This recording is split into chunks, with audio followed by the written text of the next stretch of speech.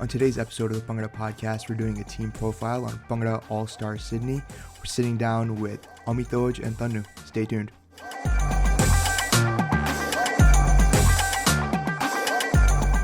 Welcome to today's episode of the Bhangra Podcast. I'm your host, Sahab Grover. Today I'm sitting down with Bhangra All Stars Sydney. I'm sitting down with Amitoj and Tanu. Guys, please introduce yourselves. So I guess I started Bhangra when I was about 5 or 6 years old, I would say. So much similar to a lot of the boys in our team, a lot of us, started at family functions, Vaisakhi Melas, Diwali functions, where our parents or our family friends would, get us together and say, all right, you're going to do a Bhangra performance on the stage with little to no experience. So yeah, I guess from there it was just, jumping on stage with a lot of, family friends, doing various functions across the years. And then I started doing more competitive Bhangra once I finished high school. That's when I joined bass. This is around probably end of 2013, start of 2014. So it's been about 6-7 years now with bass, and I've really enjoyed my time with it so far. So yeah, that's I guess how long I've been doing Bhangra. And outside of Bhangra, my profession, I'm a physiotherapist, and currently I'm working in research in biomechanics and physiotherapy. And yeah, that's, I guess, that's awesome. Spiel about me. That's awesome. Yeah. Tanu, what about yourself? Similar story with to Amitoj. We started off at those local Vaisakhi Diwali kind of functions, just a bunch of family friends getting together, organizing a function. And we didn't know better as kids, right? It would just be parents. All right, you guys are going to do a performance, put us on stage. And yeah, that's basically where we sort of started getting that stage experience. Mm-hmm. And then that sort of developed. We had, Amitoj came in later, but yeah, that's basically how we all sort of started, right? Just at local kind of functions. And then, over time, just got a bit more serious, I think, especially looking at the US circuit, the Canadian circuit. Definitely. Yeah, that's where we're like, we want to, perform competitively as well. Yeah, there's actually a platform, for people to compete seriously and actually, I guess, compete at a very high level where they can really showcase, what their actual skills are, and not just do it for fun. Yeah. So like when we started, there was no competitions, right? There was no trophy, prize money, or, bragging rights, none of that. It was just pat on the back and kind of an expectation that you have to do it because your parents said so. Yeah. The uncle organizing is mates with your dad. That's it. So you guys are talking about, because that's like a lot of it. I know a lot of US teams like back in the early 2000s started like that. So was there, when you're talking about how like the influence the US circuit had on you, you were seeing like these teams actually taking Bhangra competitively. Were there any teams at that time that stood out to you that like had a big impact that made you have that change from being just like, okay, we're doing this at Uncle G's event and he's gonna, give us a nice pat on the back and our parents are forcing us to do that. That changed from there to actual competitive Bhangra. Was there a team that had an influence on you? Yeah, this is a funny story, and I'll answer what you just asked as well. So we have so a lot of people here that in Sydney, also I think in Melbourne, Perth as well, that came in the 90s, right? A lot of them studied at the Punjab Agricultural University, PAU. Yeah. Right? And so there's an uncle, Jatinder Patel. He used to be the captain of the Bhangra team in his day at PAU, right? So he basically, I started learning sort of from him, right? And a lot of the OG people in the team sort of started learning under him. And we sort of got, it sort of started getting bigger. We had this Gurbir. So Alex Marby, that guy. And he sort of joined, and he started making all these crazy moves we've never seen before. And we're like, oh damn, this guy's good. And we see you've been there for a while, someone new comes along, and our coach is like really impressed with this guy. And turns out he was just copying moves from LBC. we didn't know. So LBC, just for people who are new, that's Lethal Bhangra crew, right? Yeah. This is like back in the day. This is back in the day. Yeah. Like 2009. Yeah, that kind of era. Ages ago. Yeah, and that's so I'm like, just getting impressed for no reason. Just started copying moves. And I think so. That was I finished my high school in 2010, and then we sort of started getting, at. I think that's when we actually formed a team. We came up with the name. Before that, I remember doing the performance. We're standing side stage, and they're like, "Oh, so what do we announce you as?" Right? And I was like, "Oh shit, we don't have a name." I just made something up on the spot. But yeah, after that, we came up with bass and everything. And I remember being really sort of inspired by BK, Bhangra Nights. And Sure. yeah, so if you watch, I don't know, is Unity on YouTube? I think it is. Yeah, it's not. It should be on there. I think it is public. Yeah. Yeah, it wasn't a competition, but you can see us wearing black kurte, and that was sort of, we're gonna do what BK did, and so yeah, right. Like I think that's how maybe a lot of teams start as well. Like we didn't have all that competitions and everything.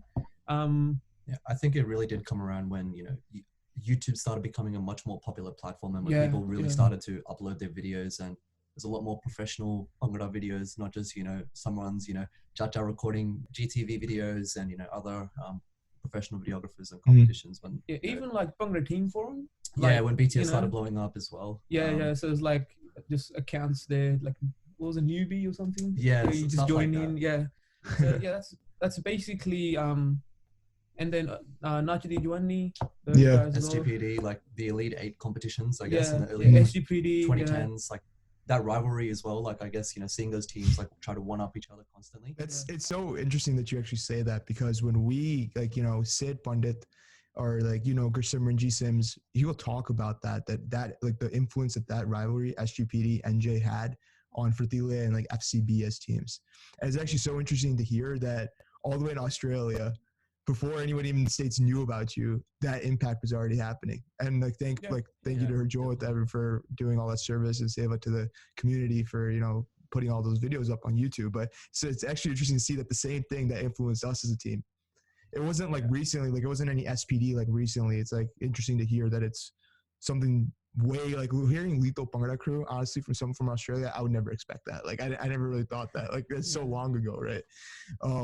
So that's really awesome. So it's kind of like this kind of allure of competing in the States was always there, right? What was your guys' first comp, right? Yeah, just about that. Yeah. So there's one of the OGs, Sunny Tillon. I remember him saying, because we're in sort of the same grade, we did the same degree at university and everything. Yeah, a lot of these OGs, like from our team, they all, I mean, I think a lot of the boys in our team, we all grew up together anyway. We're like family friends. Yeah, and I guess to build on like the PAU part that Donna mentioned as well, like pretty much all of our dads, like dad, moms and so on, like, were class fellows or like, knew each other from back, in Ludhiana and from India as well. So, everyone migrated out here in the 90s. We're all like first generation Australians. So like, basically like, like it just so happens to be that our parents know each other. They used to, go to uni, and then, we become family friends as a result of that. So it's kind of like, we grew up with each other, and, a lot of us went to high school together. We went to the same, schools. We all live in the same area as well. So, like another 5 minutes away from me. So yeah. And I remember Sunny mentioning, he's like, one day we want to go watch Bruin, not perform, just watch Bruin, right? Go to America to watch Bruin. And I was like, we'll see, right? And and then so there was and we had no competitions there, right? The first proper, I think, competition we performed in, we have SICK games that happen in Australia and New Zealand. And that year, 2012, it was in Sydney. And with the SICK games, they had like a Bhangra competition as well, like with all the other sports and everything. There was a Bhangra competition, and there was only 4 teams. Yeah, he was in the audience. I was on stage. Yeah, and I was watching from like just behind the judges as well. Yeah. And we have like a old academy here, Roop Jabdi. Yeah, they're really they teach a lot of kids, and they're very good. And so like, and those guys were older than us, right? I'm like, they're gonna come first, and we're gonna go in for second. And our main sort of rivalry was with Ministry of Bhangra Sydney mob. And what year was this comp? What year was this? 2012. This 2012? Okay. Yeah. I think it was called Nachida Punjab. Nachida Punjab. Yeah. And we performed. not a very good performance, right? But we ended up coming first, and we're like, oh, nice. And after that, there was no more competitions in 2012. We did nothing in 2013, and in 2014 September, that's where we performed at the second Melbourne competition that happened, Bhangra Down Under. And that was the first year that Ajot Bari, when he came down. So that's when GTV came down to Australia to, like, I guess, first time, help promote the scene and, like, try to, I guess, like, give it that, static shock to, like, try to, like, make it, and bring it to, like, the limelight, I guess. Yeah, it was really helpful because our invite to WBBC came after that.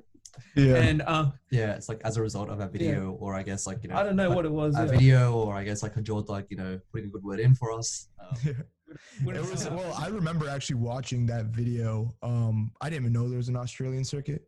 Like, I had no clue that there were Australian Bhangra teams, honestly. I was just like, I had absolutely no clue back in 2014. This was my first or second year of dancing, so I was all about OGTV videos dropping, and I remember seeing that, and I saw bass, and I was like, dude, this team's good. Like, I remember watching them, I was like, this team's up and coming, right? Like, this is like going to be the next big thing. I actually remember that. So it was kind of like that was a huge impact. Her Joel coming down there. Did you guys win? You guys won Bhangra Down Under, right? 2014. No, we came second. We came second. Came second? Okay. Yeah. And I mean, I remember there being, like, a lot of excitement. That was the first time there was going to be a mixer, so like, ooh, mixer. A mixer, and then you guys realize, like, oh god, there's another mixer that we have to go to sometimes, because that's how we become. We're like like Sims and I will go to a mixer, and we'll just be like, okay, we'll just, like, sit there, get the food, and we're like, okay, can we just get over with this so we can go to practice? But I can imagine your first mixer, you guys are probably like, oh shit, like, this is the hot new thing, right? The first time it was like, we're the first team there, right? It was like, oh, we have to get there on time, boys. Like, we can't be late, like, we got to make sure that everyone participate in all the games. Let's be super, super into it. And then, like, I mean, nowadays, like, I just got, like, we're just much the same as you guys, where it's like, all right, like, looking at our watches, like, all right, come on, like, wrap it up. You're just like, decide the lineup and let's go. Like, we got practice after this. You need to get our sleep in. You guys I used to think that the games used to pick the show order. Like, I used to really believe that. Really? When I first started, I was like, oh, the games are going to, like, oh, we got to really participate in these games because, the show order is going to be dependent on that. Not realizing, like, nothing. I think we've been to a couple of comps where, like, it's had, like, the games have had some sort of influence. But that's, like, really early on. I can't remember. Maybe, like, one or two comps. Yeah, that was, like, they stopped doing that, like, 2015, 2014. They realized, like, we probably shouldn't be doing that. But, But, yeah, so it was... I mean... It's good. It just should be random, right? Like, definitely. Yeah, it should definitely be random. Or down to luck, I guess. And and even with, like, like nowadays with competitions, you have, like, a judges meeting before and after kind of thing. Mm-hmm. It was still sort of, this whole scene was sort of still growing, right? And no one really had that concept of who the judges are. You meet the judges. Afterwards. There's a very gray area in terms of, like, who are we being judged by? What's their experience? Like, I think for our first one, like, the first video, we still don't know who. Even like our first couple comps, it was, like, very gray area for us, because I guess, like, going in as novices, we didn't really know what questions to ask, or, like, what buttons to push, and, like, how much say teams actually do have when it comes to competitions.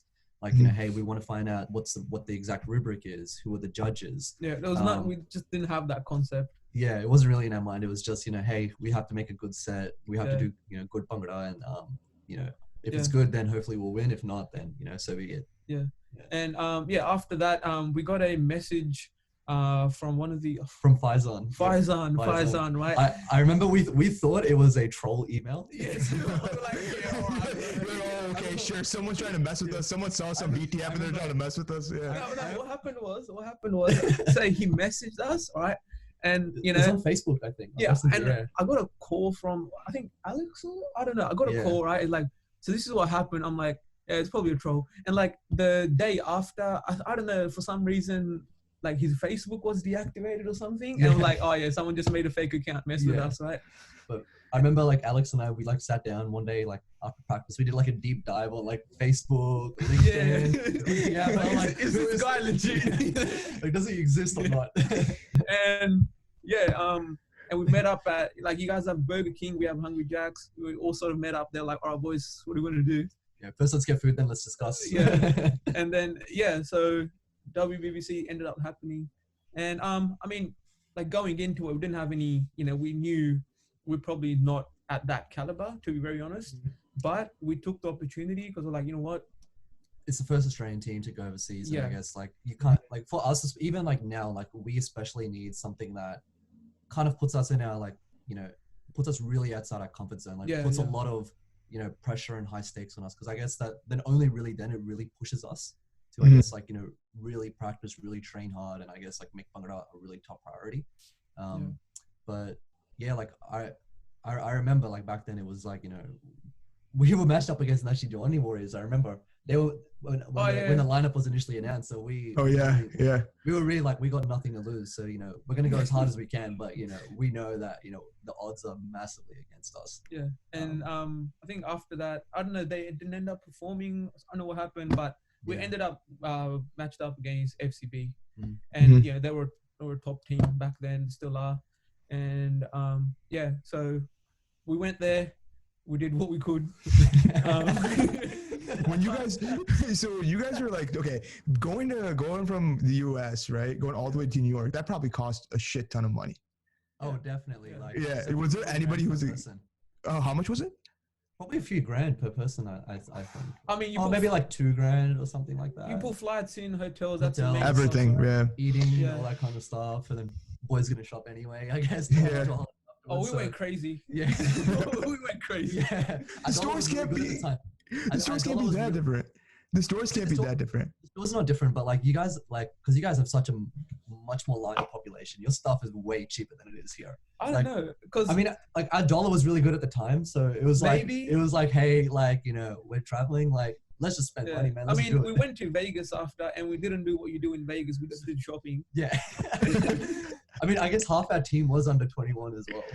Oh yeah, that too. Yeah, I was under 21 then as well. I was like, oh boys, let's go here. No, we can't. Sorry, half the guys are underage. Let's go here. No, we don't want to leave the boys out. And we spent a whole day at the Citadel. I don't know what it is. Outlet malls or some shit. Yeah, one of those, right? And Where'd you spend all day? At the shopping center, like that. The mall. The mall. Okay. We call it shopping center. Okay. Yeah. So I mean, WBBC happened.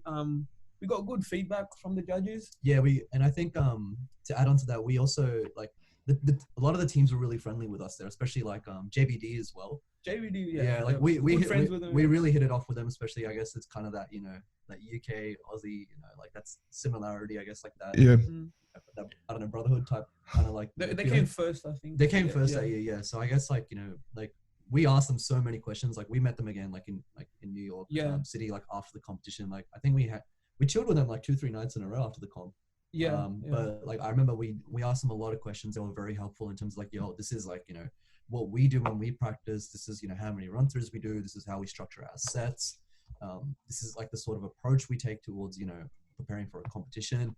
So I guess like all the questions that, we really didn't know to ask up until we got our feedback from WBC, we really, started asking the teams, and everyone was really helpful. I think that was a really big part of we went to learn, right? We came back, we implemented it, and I think anyone who watches the performance at WBBC and then BDU 15, there's a clear difference, right? Yeah, 6 months later it was a massive difference. So that's probably the turning point for us.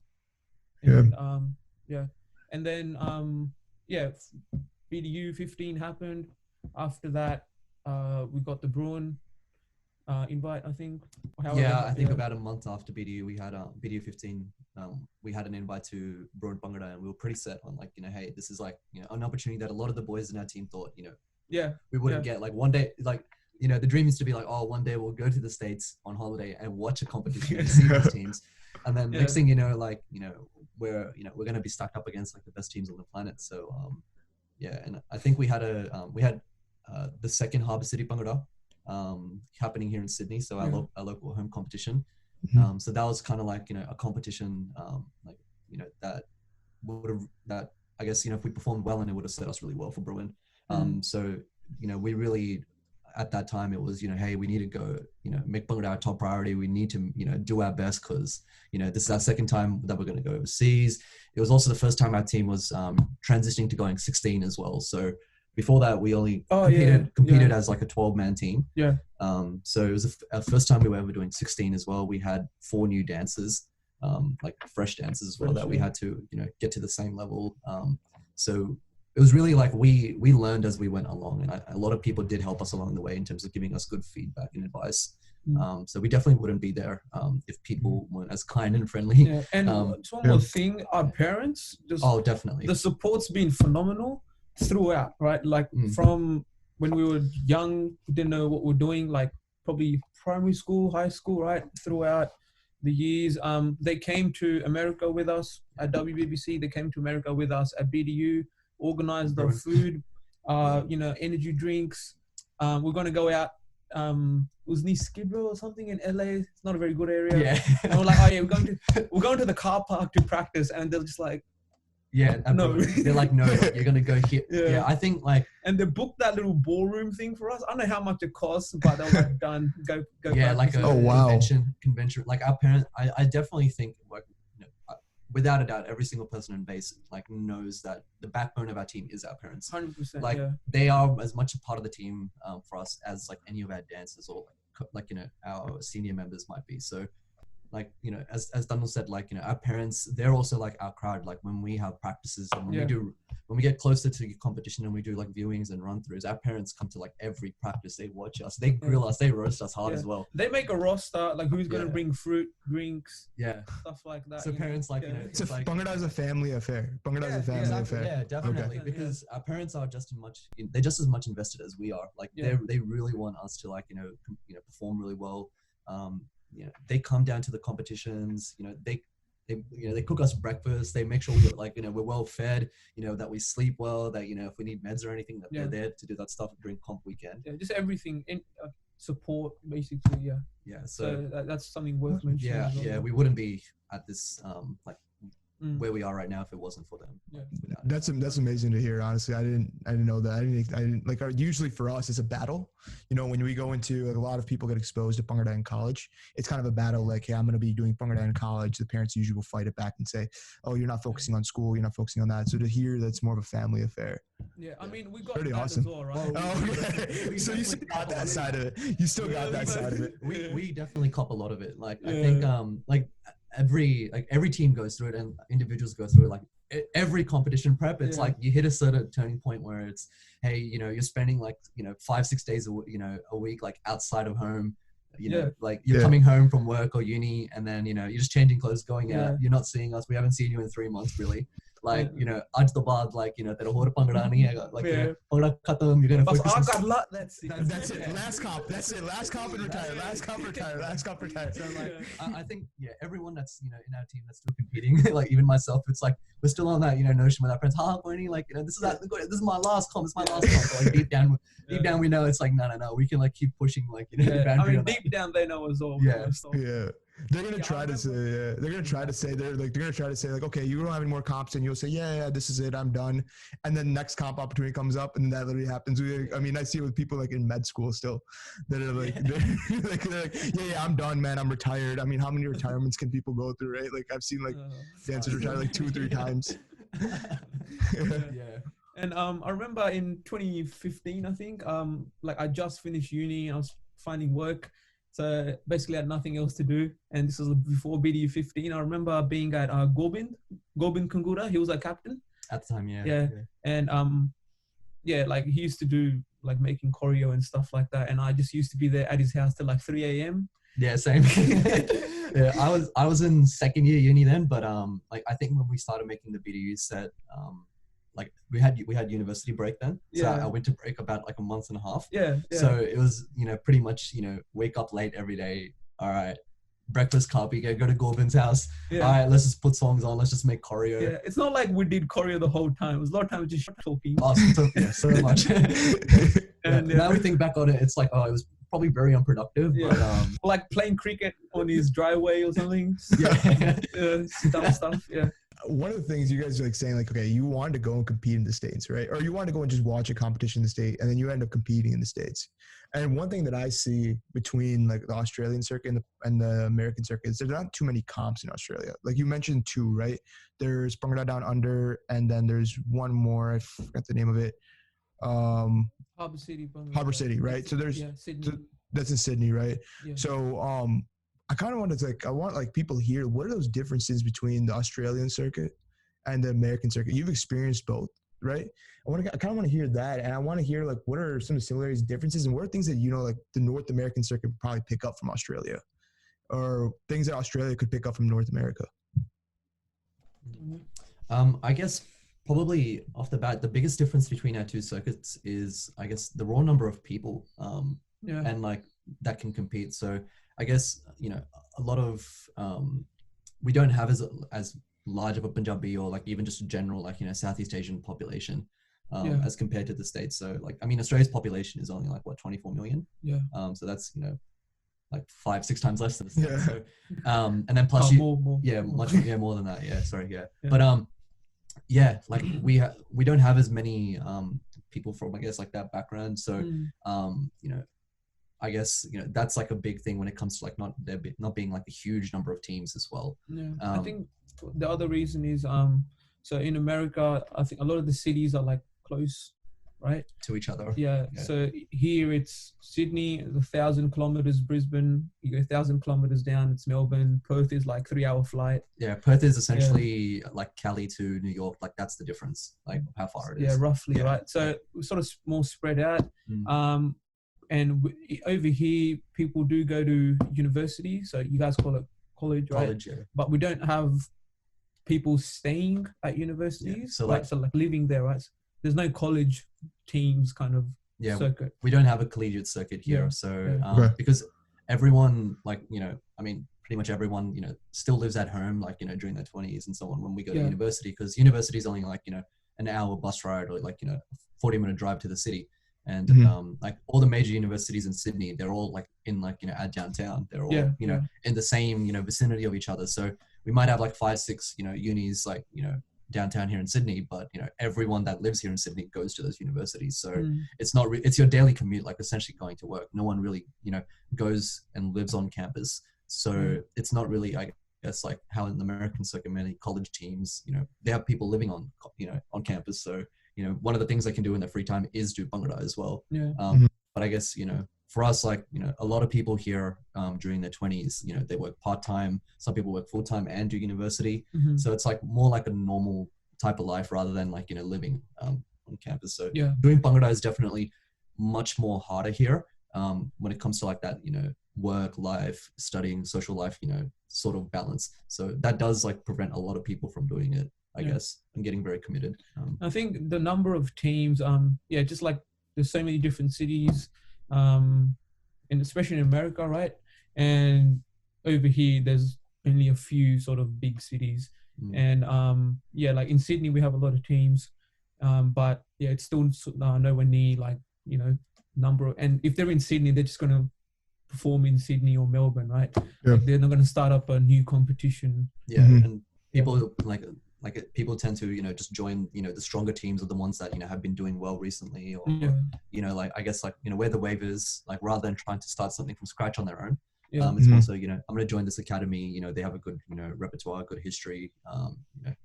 People, talk really well about them, I guess. So, you don't really tend to see like a new team, like, popping up here and there. Like how you might see like, every year there's like, a couple of new teams in the States or new teams or new, generations of dancers. Here it's really there's like a couple of set teams and people, I mean, currently so far really it's a bit slow. It's the whole process, the churning of new people, old people, it's a bit slower. Because when people, I guess as Thunder said, people live much more closer to each other. As I at the start, like as I said, Thunder lives 5 minutes away from me. Like in our team, like most of our boys live like 10 minutes apart, right? So it's like, okay, these guys are from my area or we're in the same city. It's only like, half an hour, 40-minute drive at most if you live on the other side of the city. But even then it's like, it's much more difficult to start a new team when you're in here. when there's like already a couple established ones and you're very close to each other. So other than y'all, right? You guys have, okay, there's base. I know there's Mob Sydney. What are the other big teams right now in Australia? I'd probably definitely say Ranjay from Melbourne. So they're quite a big team in terms of, and then they also have their sister team, Shednia Bhangra. So that's I guess like their girls team. Okay. As part of like, you know, their whole academy type of. It's like how we have Queens. How we have base Queens. They have like, you know, their Ranjay Shednia and here in, obviously we mentioned Guru Punjabdi. Yeah, so they're quite a big academy. And they have you know, the organized functions and everything. Like showcases and stuff. Showcases. But I think they're not in the competitive side of it yet. Like more the academy phase. Are they more in the academy phase where they're trying to? Their focus is I think their focus is more on teaching rather than competing.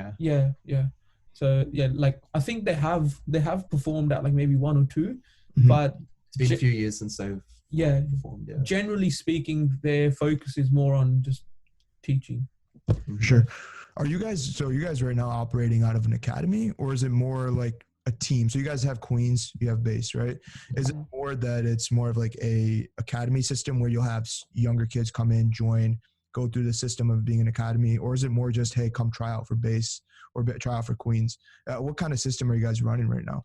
I'd say it's probably it's a bit of both, really. Like, I mean, initially, obvious, like when we've like, you know, when I first joined, I guess, like, or, you know, I mean, when the OGs like Thunder made the team, like it was more of a, you know, tryout process / you know, if you're mates with them, then you might have a chance of making the team, that sort of stuff. But it was really like, oh, if you're keen to do Bhangra, Ajo, you know, come in, like, you know, we'll try to teach you as much as we can, and hopefully we can get you to the competitive level. But we're trying to, like, we've in the early stages of setting up our academy.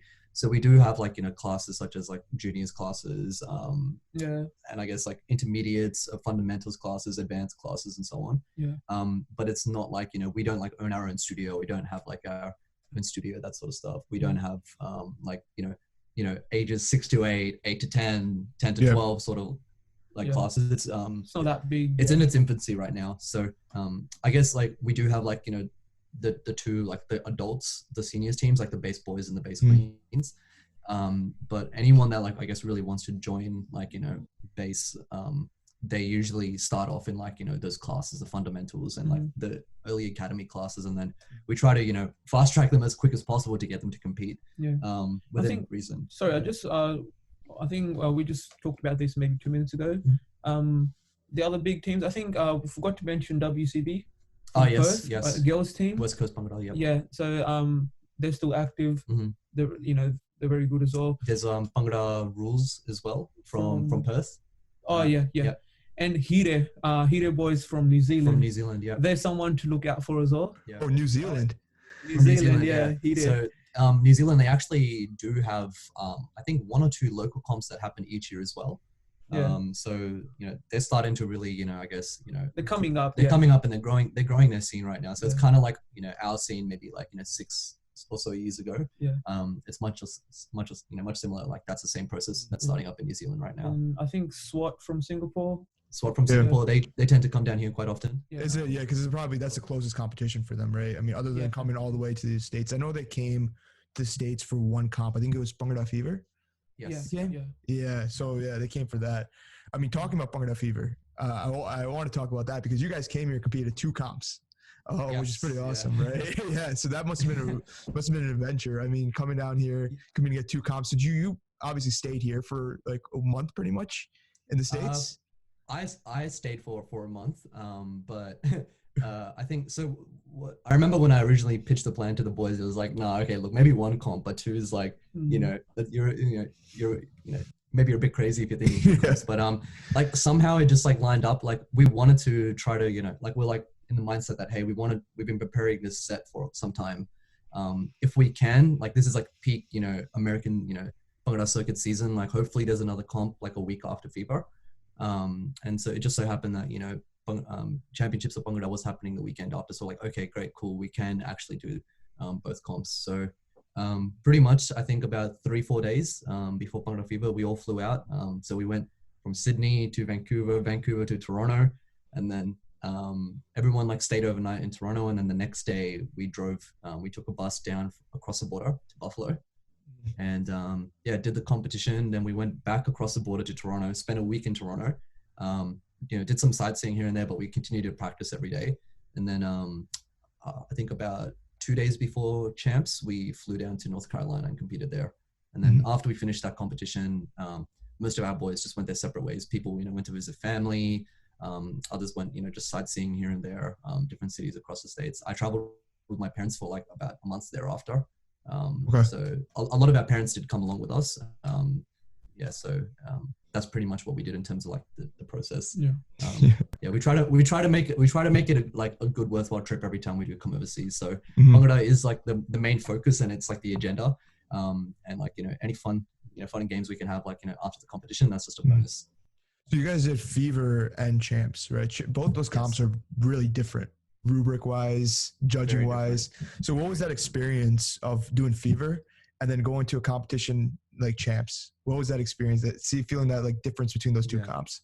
I think I'm not going to lie, it was a bit tough to manage like the difference between the two competitions, especially when it came to set making, because, as you mentioned, like the rubrics are very different between the two of them. Champs, I guess it was only the first year, so it's very hard to get a gauge of like, exactly like, is it more modern competition? Is it more folk?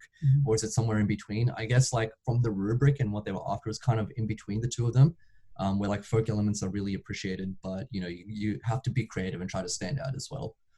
Whereas obviously Bhangra Fever recently, I guess, is like becoming more and more, appreciative of like, folk Bhangra. And if you can do, if the backbone of your Bhangra has to be, dancing traditionally, as well. Obviously wow moments, your choreo should be like, I guess, like your gimmick, if that makes sense, rather than like, fireworks, patake, that sort of stuff going off stage.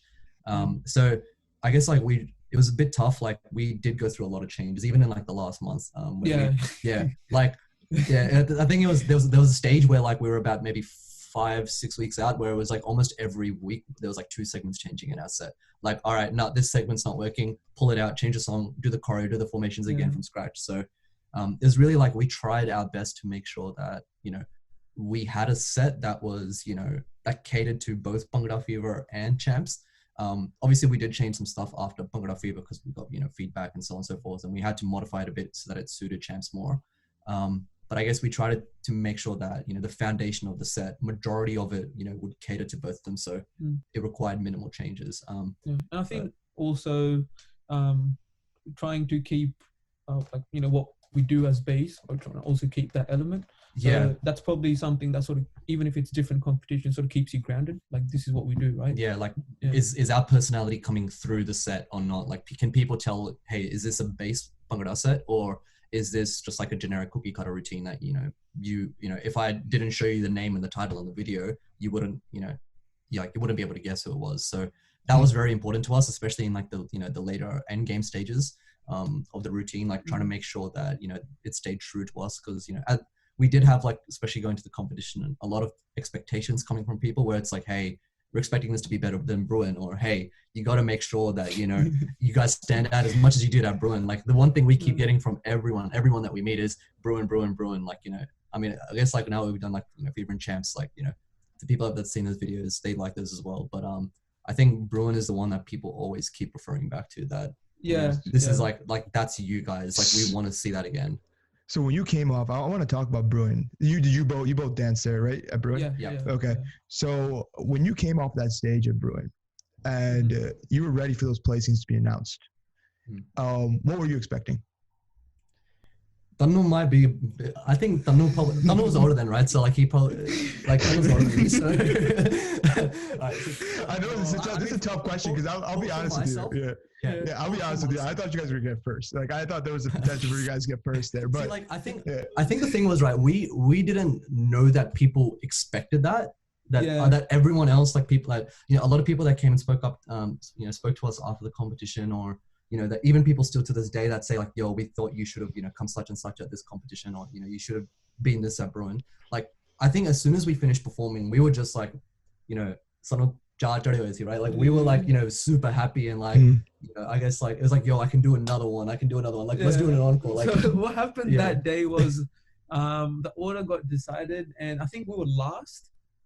We were last, right? Yeah, we performed last. Yeah. Yeah. And we're like, all right, it's a like we maybe third last, second last. Like that's ideal for us. I don't know. Yeah, I mean, But- we knew it was a big, like, it's not as much of a thing here in Australian circuit where it's like, you know, the show order is not as, you know, important, but we knew when we got, like, you know, when the order was decided for, yo, bass is going to be performing last, they're the last team to go up at Bruin, like that was a massive thing because we knew in the American circuit that a lot of people, you know, I guess like it's a general consensus that, hey, if you can perform last and you are, you know, you have a strong performance, you have a good chance at, you know, having that last impression on the judge's mind. That sort of thing. Yeah.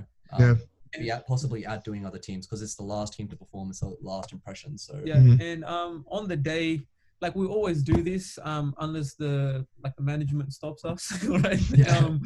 We'll get a toll. I think everyone does it, right? Bolian, you're just playing the toll, everything, just hyping it up. Yeah, for us, it's like, we really like try to get in the zone, and it's more just having like fun, right? Fun, And the Marsha backstage. Yeah, just like a good time. It's been crazy, right? Yeah. And so we did all that, and then we're like, all right, we still haven't done tech time. Yeah, that was a very long day because our tech time was meant to be at, I think, midday. Yeah. And we got there like, I think, you know, In the morning. we got there at 10. Yeah. We were like, all right, you know, we'll go in, we'll stretch, you Yeah. know, we'll put jadre on, that kind of stuff. Like we'll get ready, you know, visualize and so on. We did all of that, and then We we didn't have got hyped up, and then we sort of cooled down again. Yeah. Some of us went to sleep. Yeah. I think our tech time was actually at like 6 p.m. Yeah.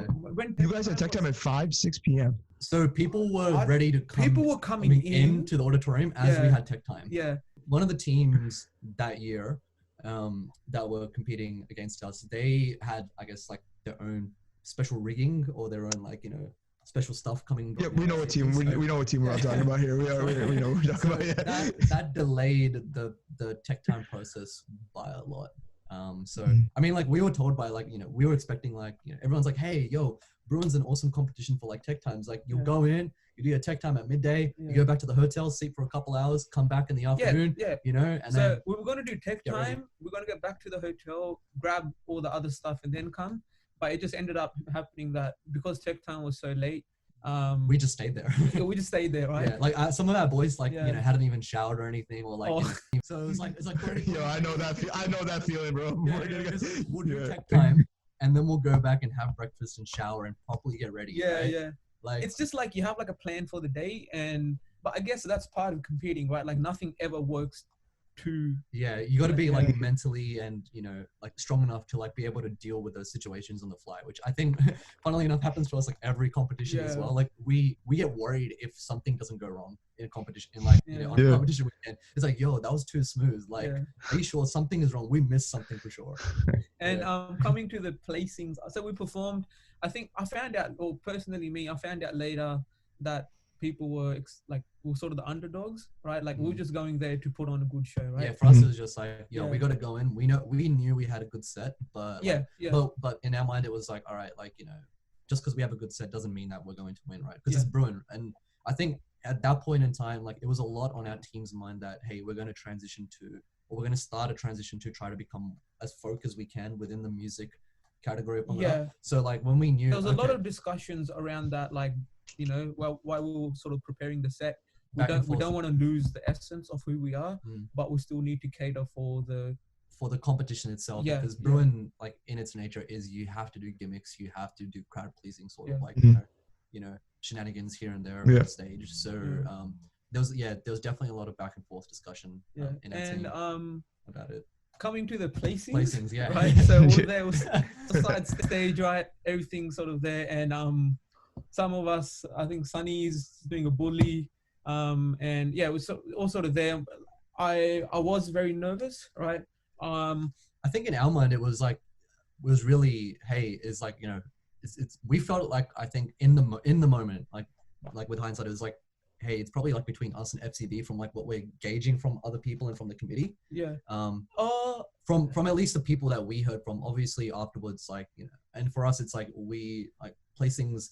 Once you hear the placings, it's like, all right, like, you know, if you don't come first, child, whatever, right? Like, go have a look and see other people's performances. Yeah, personally, I wasn't. I was expecting to place, right? I was like, we saw the reaction, right? Like you sort of realize, especially on Jagga, right? We like saw the energy reaction. and the vibe, like you can tell, like, you know, how the audience reacts, and like, you can sort of gauge from it, and also what people were saying after that. And we saw other teams' sets, like so backstage that year they had a projector up, and they were streaming the performances live. So if we're performing last, we pretty much saw almost everyone's performance before us. So, and so I was side stage, and so we got announced, and it was so I think first it was like, oh, Bhangra Empire third, and then it was like tied with Base third, right? I was like, wait, do we come second or do we come third? It was like, what's going on? I think there was a lot of confusion, because it was like, wait, Bruin does tied placings? Wait, competitions do tied placings? Like, and to be very honest, I'm like, you guys have like 20 judges. What's going on? No, not 20. How much was it? It was a lot. They usually have like 6 or 7. Yeah, 6 or 7, right? I'm like, it's a massive spreadsheet. Surely there's some point where you can, you know, deliberate and like, decide. Yeah, like, fine, give us fourth, give Empire third. Just make it definitive. Or something, right? Like, I don't know that. I still don't know what happened. Yeah, I think the only emotion I can really remember very vividly from that time was just being confused. Like, I wasn't happy about placing. I was more confused about. Like you. And I remember Simran Tara. He's one of the boys. One of our OGs. And I looked at him, I'm like, wait, what's going on? He's like, wait, we're on stage. Just smile. It's like that. I'm like, wait, what's going on? It's pretty good. Smile and wave, boys. Smile and wave. Like, just, you know. I was like, thank you, Matadegla. Like, you know, just. We came backstage again after all of that, and another one of our OGs, Gagan Birdi. Yep. Like, it was his last comp. You know, it's been a long journey. He's been there. I remember this. And he started like tearing up. You know, started crying, and there was people like hugging him and everything. And I remember looking at him like, why are you crying, bro? Like, why? We came third. What are you doing? Like, you should be pissed. And that whole moment was just like, there was a lot of confusion. Like, it was just, it was more so just by the fact it's like, wait, like, people can tie at this competition? I didn't know that. And then I think like afterwards, then we started to hear a lot of the reactions. We saw like, you know, audience videos and so on, people coming up to us, like, you know, in the hotel afterwards, backstage, like, yo, no, don't worry about placing. It's like, you guys really ripped it. Keep doing this stuff. Yo, honestly, I think you guys have something special there. And to be honest, FCB, that performance, just in terms of dancing, they danced harder. They danced harder. They had less breaks. So for that, like second place. Who was first? DRP. DRP. I think for Bruin, I think they deserved first. Like what they did. You know, once you've like watched the performances properly and everything, then it's like all right, it's fine. I don't think anyone was really like, without a doubt in my mind, no one in our team was angry or like really like, you know, really pissed off at the placings. It was just like, oh, like, okay, it's just confusion because you know, like they tied us, so can we just know like and I went to why we tied? I guess Gorbin was captain then, and so Gorbin and I, we went to the judges meeting after, and I forget his name. I forgot all the names. AEG. Was it? Oh, ASG. He was from AEG. Ankush. Ankush. Yeah, Ankush. Yeah. Yep. Sorry, Ankush, if you're watching, but I remember him saying, like, you guys have come a long way from 2 years ago, and I was like, 2 years ago? It's like, oh, at WBBC. I'm like, no, that was 1 year. Yeah. From WBBC to Bruin, was 1 year. And he's like, oh, I didn't realize that, you know, like the progress seemed like it's 2 years. It's over more. Yeah. And I think like what really, I guess. A compliment, I guess. Yeah. Yeah. Like, and I think like a lot of people came, like a lot of senior members from other teams. Like I remember Sid came up to us as well. And he even said it to us, like, you know, online afterwards. He's like, you know, you guys have like come further than any other team has, like in a space of 1 year. Like, you know, I haven't seen anyone improve that much or, you know, really take on feedback as much as you guys have. And like, it was a massive turnaround compared to WBC. So I think like that just, you know, pushed us even further to say, hey, like, you know, people can see that, you know, we're progressing really quickly and really fast. So we want to stay on this track. And it's good to get that appreciation, especially from like those top tier teams. Especially like, and Sid, you know, he's basically one of the, I don't know if he's a founding member, but he's one of the main sort of members from FCB, right? So like, you know, appreciation and I guess like, you know, not really accolades, but you know, as Donna said, appreciation and like recognition for like, hey, you guys are doing well. From people that, you know, have, you know, been OGs in the game or, you know, guys that, you know, have been dancing longer than you and have won like such prestigious competitions. Like that definitely does mean a lot to us as well. And we don't take that stuff lightly. So, but it's very reassuring to know, to hear that, because then it tells you that, you know, I guess you are on the right path and you're, you know, doing something right. And I just remember like just a funny story, like how you just, you know, how you meet people. Kidhaaaaaan from NYPD. Yes, yeah. Like, it's crazy. Yeah. So what happened was, I remember this was an Elite 8. I don't know what year it was, but there's a backstage video of NYPD, and it's a very young Kidhaaaaaan. I don't know what he's saying. Do you remember that? It's when they went to Elite 8. It's like the intro video that Hajjot had, like 2012 NYPD legendary performance. When Harry didn't have a beard. And then like I don't know, just you know, the accent. Yeah, honestly. Yo, what do you say, bro? And still. And so Sydney totally couldn't come to WBBC, so we organized some person we knew. We didn't really know him, but it was like through other people, right? Yeah, like some of our cousins from overseas, like another, like, you know, it's like their family friend or something. We don't know, right? So he came from Toronto, and he said, "Oh, is it okay if my mate comes along?" We're like, "Yeah, whatever." And so he came along, and then that mate was Kidhaaaaaan. Yeah. So like the night before, or like 2 nights before the competition, WBBC. Like he basically was like the coach, right? Like, yo, shoulders, arms straight, guys, pump this out. Another run through, do this, segment that. run throughs, all of that, right? We're like, oh, okay. He made us get our shit together, and he kind of like showed us like, all right, like you guys are doing well, but it's not enough. This is what you really need to do. Yeah. And then that's like, you know, when suddenly the doors were open for us, like in one way or another, it's like, oh crap, like this is someone who's done it, and he's telling us we need to do way more. So all right, we gotta get our shit together. And then from there, you know, that's when we met him, and he basically ended up coming down for Bruin. He trained with us for like 3 weeks, and then he performed. And I think till this day, people still love his Jummer, man. I mean, I remember Gorbin and I had like and Tano as well. We had a very long discussion about it, leading up to. This was before Harry Kant got here. This is when we were remaking our Jummer segment for Bruin. It was like, hey, like, you know, Harry's coming in, right? So, you know, we don't want to just have him as one dancer and fill in, because he's a gun dancer. So like we're like, all right, like what's his best segment? Watched all his videos. All right, he rips Jummer. All right, let's put him at the front, dead center for Jummer.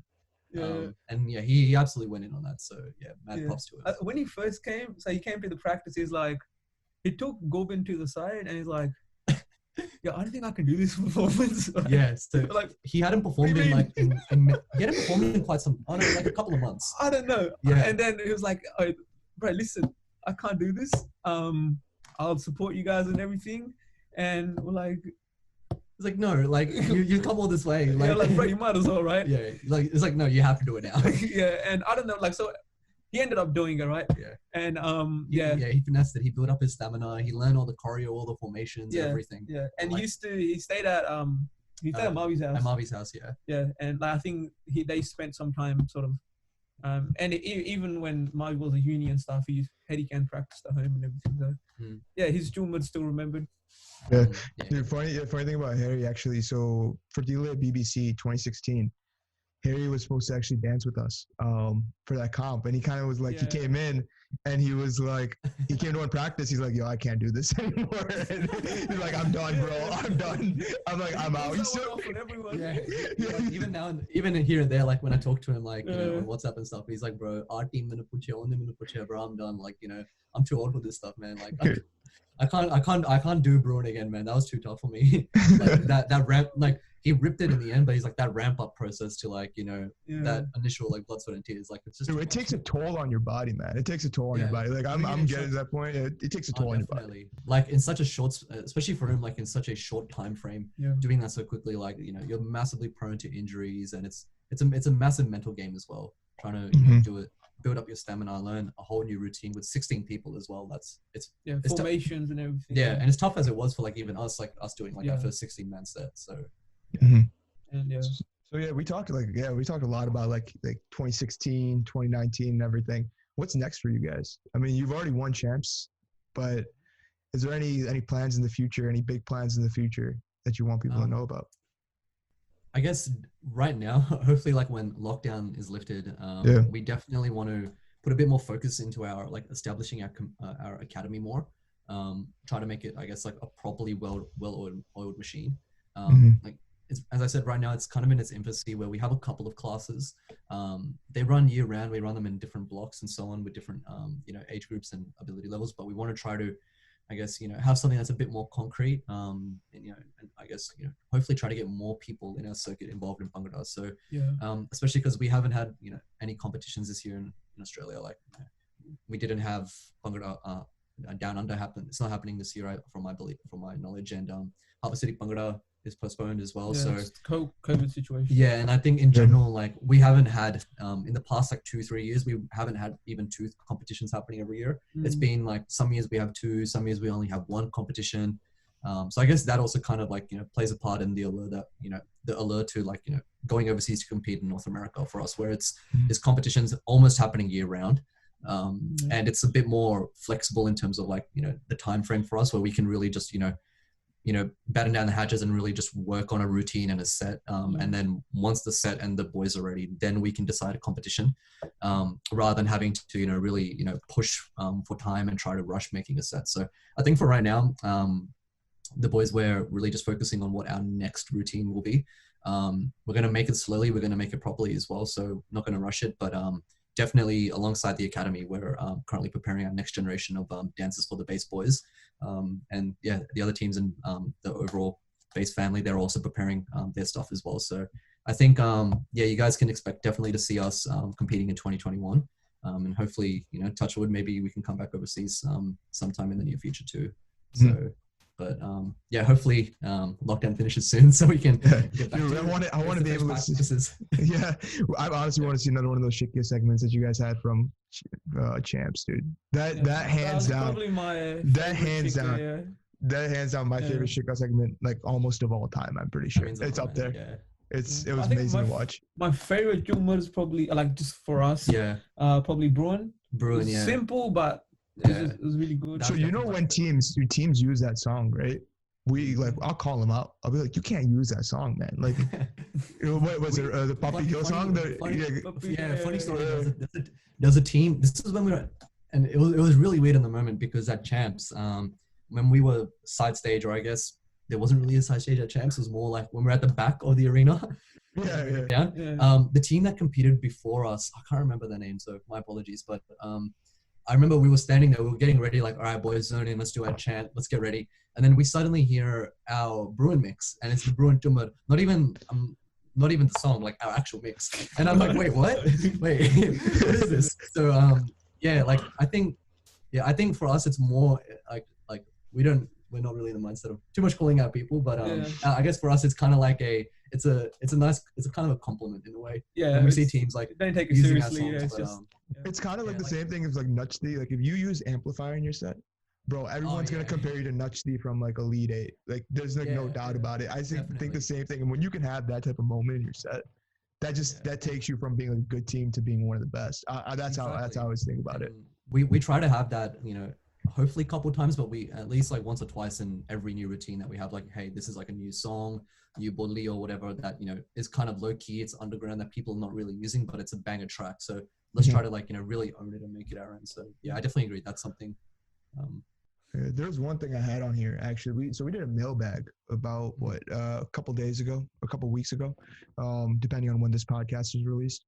So we did a mailbag, and one of the questions that we got was, what are the keys to successful team chemistry? So Umar and I respond to that, and whenever we bring a team on that's successful, we like to ask that question because that's something that anyone can have a different answer because all teams are different.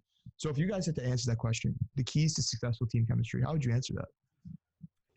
There's that sort of while you're at practice and everything, right? There's the sort of professionalism kind of side to it, right?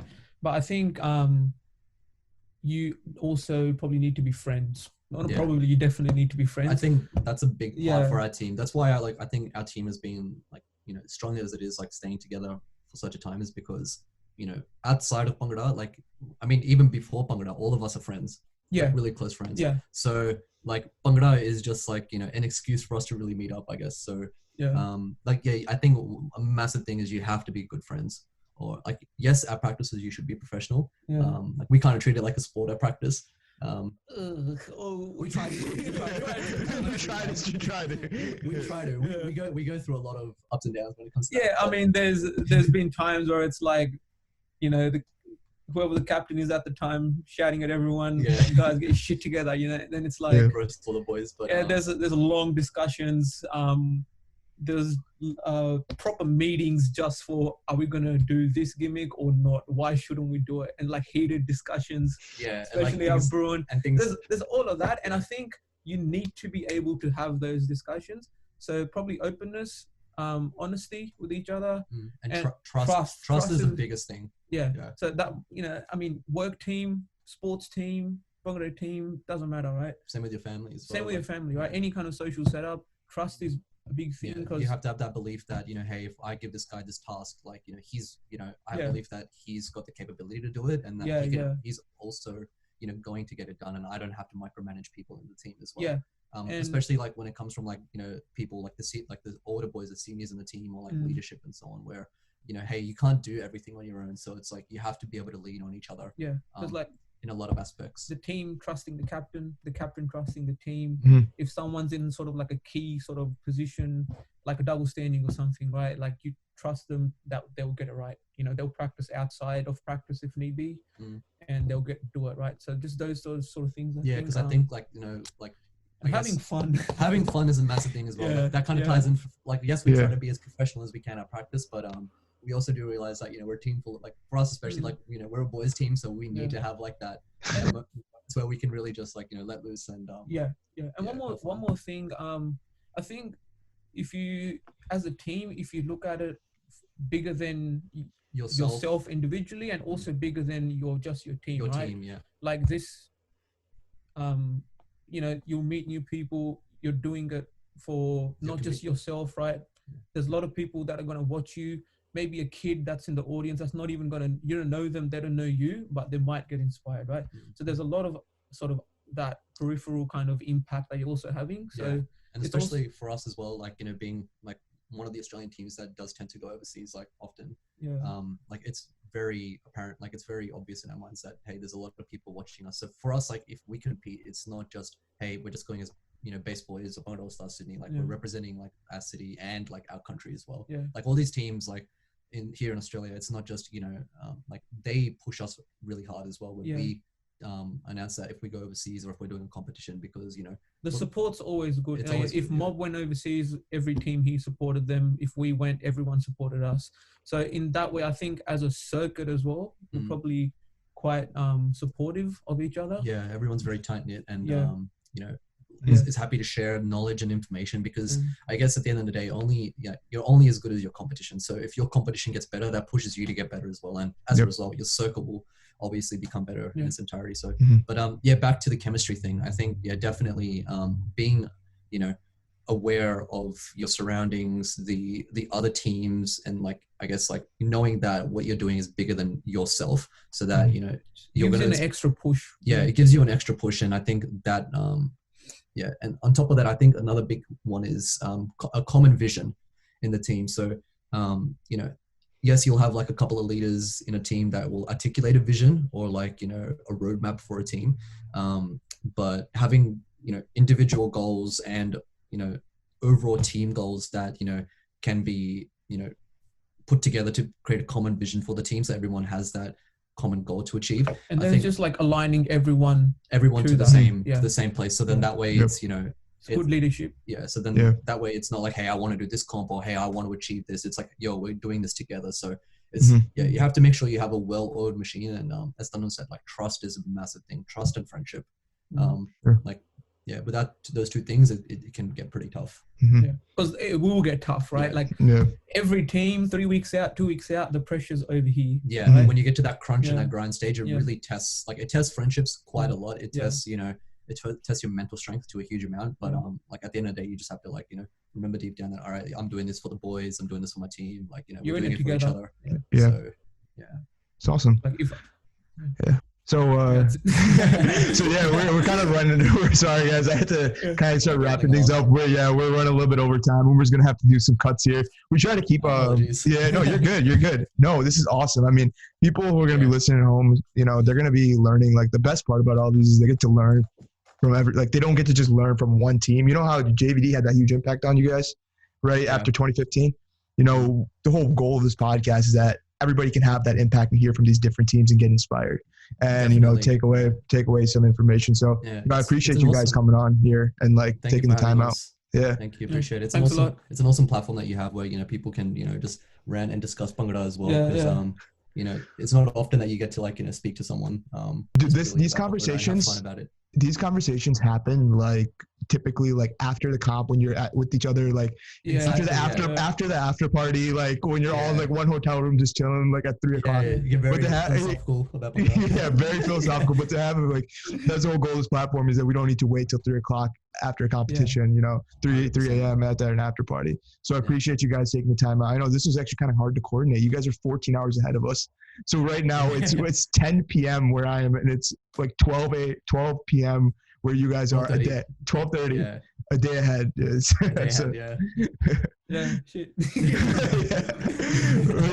When we go to America, we lose a day. So we gain a day. We gain a day, yeah. And on the way back, there's the whole day missing. And then the worst part is that's after a comp too. Exactly. It's like, oh, hey, we're not losing a day. Like we're just in limbo, like, you know, whilst we're in the air. But then on the way back, it's like, oh, you lost a week. It's like coming back, getting used to life. Like we left, we get to LA, and we're like, we actually landed at the same time. Basically, we landed there before we left in Sydney. We landed there before we left. So thank you guys. Thank you guys so much for being on here, and really appreciate it. Yeah, awesome.